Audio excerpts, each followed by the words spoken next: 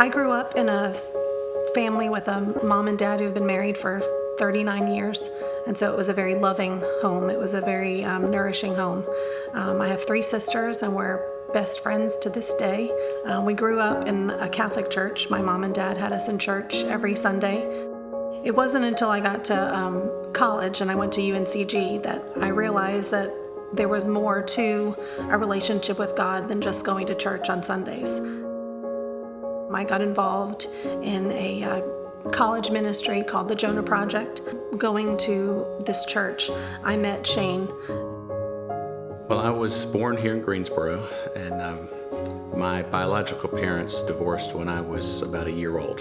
My mom remarried when I was in elementary school, and so that introduced me to a stepfather. So there was a lot of, instability there. And at the time, we were not going to a church. But when his mom moved here, she searched out a church that she would call home. So because she was there, that's where we ended up going as a family. Growing up there, we had a very strong youth program, but there was nothing for the college age.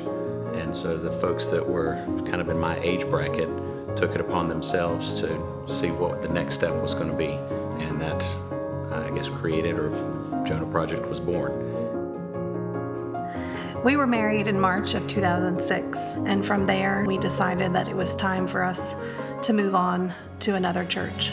During that time period, we're starting to introduce kids into the family, and some other family members of mine had already started attending Daystar at the downtown campus. By the time our house was finished being built here, the northern campus had already launched.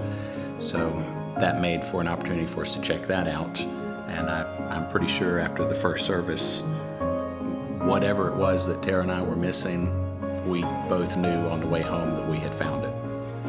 And so we decided that we would start the growth track process, and that's where we met Amanda Schultz. She invested in us. She spent a lot of time inviting us to small groups. I think being in a small group taught us what relationships in a church could look like, that relationships just didn't happen on Sunday mornings, but they happened throughout the week as well.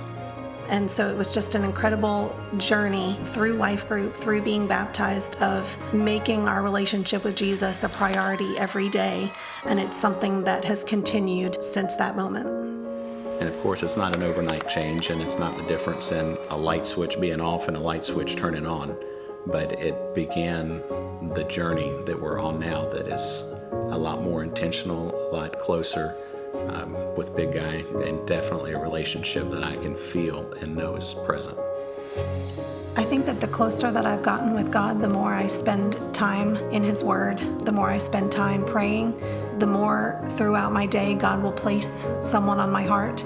Before, I wasn't necessarily willing to say yes to God and to say yes to reaching out to other people. But like I said, through the